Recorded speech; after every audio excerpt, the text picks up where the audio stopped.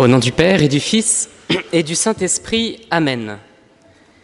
Hélas, mon pauvre argent, mon cher ami, on m'a privé de toi. Et puisque tu m'as enlevé, j'ai perdu mon support, ma consolation, ma joie. Tout est fini pour moi et je n'ai plus que faire au monde. Sans toi, il m'est impossible de vivre. C'en est fait, je n'en puis plus, je me meurs, je suis mort, je suis enterré. L'avare de Molière nous paraît si ridicule que nous ne risquons pas de nous identifier à lui. Et si nous connaissons bien quelques harpagons dans notre entourage, pour notre part, la cupidité ne nous guette pas, Dieu merci. Ironie du sort, le passage qui suit immédiatement notre évangile est précisément celui de la paille et de la poutre. Réfléchissons donc 2 fois avant de penser de notre frère la peste soit de l'avarice et des avaricieux. Vous ne pouvez servir Dieu et l'argent. La sentence du Verbe de Dieu n'admet aucune échappatoire. La vérité a parlé, et la première épître à Timothée ne craindra pas d'affirmer à sa suite « La racine de tous les maux, c'est l'amour de l'argent ». Comment, Seigneur? Que dites-vous? N'y a-t-il pas de nombreuses autres racines au péché? Saint Paul n'est-il pas aujourd'hui plus raisonnable en parlant d'impureté, d'idolâtrie, d'inimitié, de jalousie, de dispute, de meurtre et d'ivrognerie dans la première lecture? Et pourtant, une analyse plus fine de chacun des maux de notre société aboutira encore et toujours à ce péché fondamental, l'amour de l'argent. Combien de guerres n'ont été déclarées que pour développer l'industrie des armements? Pourquoi nos nations encouragent-elles la contraception, sinon pour engraisser, entre autres, les lobbies pharmaceutiques? À qui profite le crime de l'avortement ou la pornographie de masse? Il semblerait d'ailleurs que nos gouvernements ne cherchent qu'une seule chose, enrichir toujours plus notre pays. Et nous-mêmes, avouons-le, nous votons bien souvent pour le meilleur programme économique. Ou bien nous aimerons Dieu et haïrons l'argent, ou bien nous nous attacherons à l'argent et mépriserons le Seigneur. Celui qui scrute les reins et les cœurs ne nous laisse pas d'autre alternative. Et ce n'est donc qu'en déracinant impitoyablement l'amour de l'argent dans les moindres détails de notre vie que nous trouverons la liberté d'aimer Dieu en vérité. Si vous le voulez bien, faisons ensemble un petit examen de conscience. Oh, vous savez, mon Père, je n'ai pas tué, je n'ai pas volé. Certes, il est probable que nous prenions rarement le bien d'autrui, purement et simplement, pour notre propre usage, quoique. Mais avons-nous la même droiture de conscience lorsqu'il s'agit de matériel numérique, par exemple? La musique téléchargée, les logiciels piratés ou les films regardés en streaming ne sont-ils malheureusement pas monnaie courante dans nos bibliothèques multimédia catholiques? Avons-nous bien payé les CD de Glorious, de l'Emmanuel ou celui des frères Martineau que nous écoutons en voiture?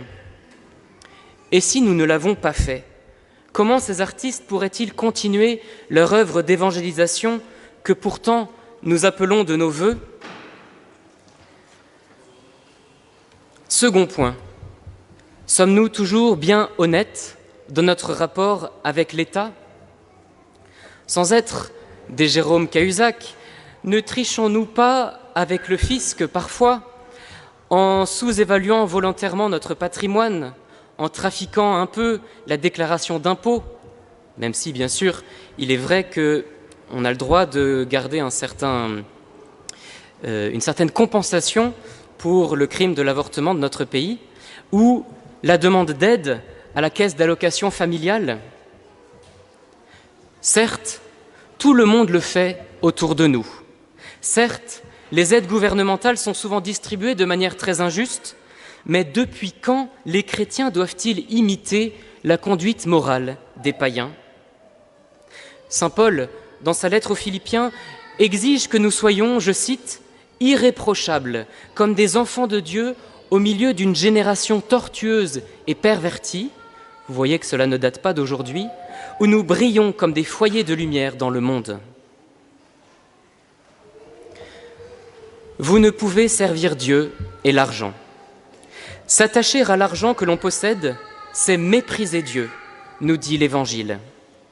Vouloir aimer Dieu implique de vouloir haïr l'argent, de vouloir haïr cet argent malhonnête à l'origine de tant de guerres, de violences, de mensonges et de péchés.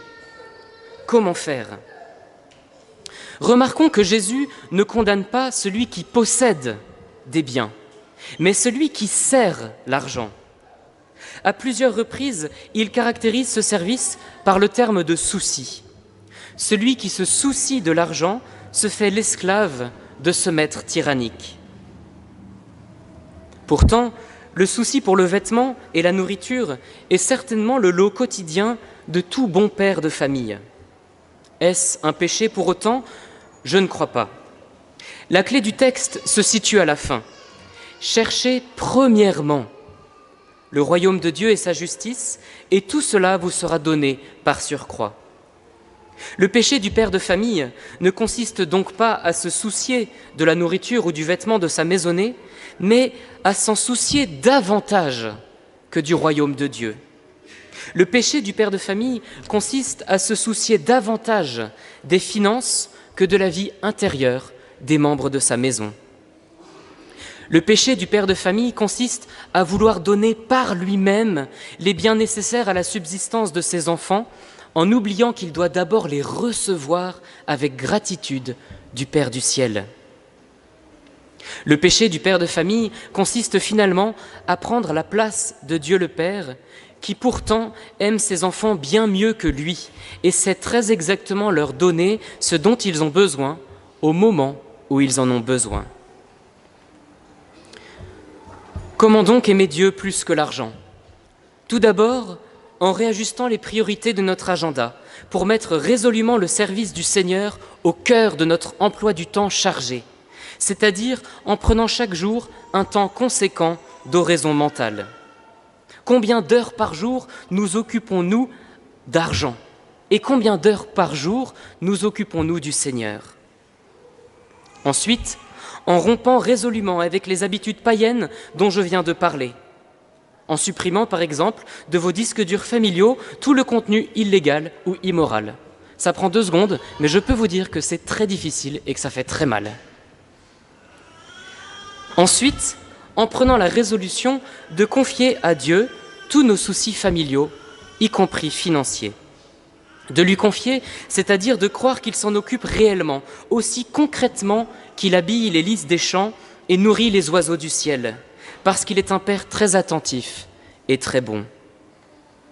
En effet, c'est par la confiance et l'abandon à la providence divine, qui n'exclut pas le travail et la gestion sérieuse du budget familial, bien sûr, que le père de famille décide de servir le seul maître qui rende véritablement libre, Dieu. Que cette nouvelle année scolaire commence par un acte d'abandon à la providence divine, c'est ce que je souhaite à toutes les familles de la paroisse. Amen. Au nom du Père et du Fils et du Saint-Esprit. Amen.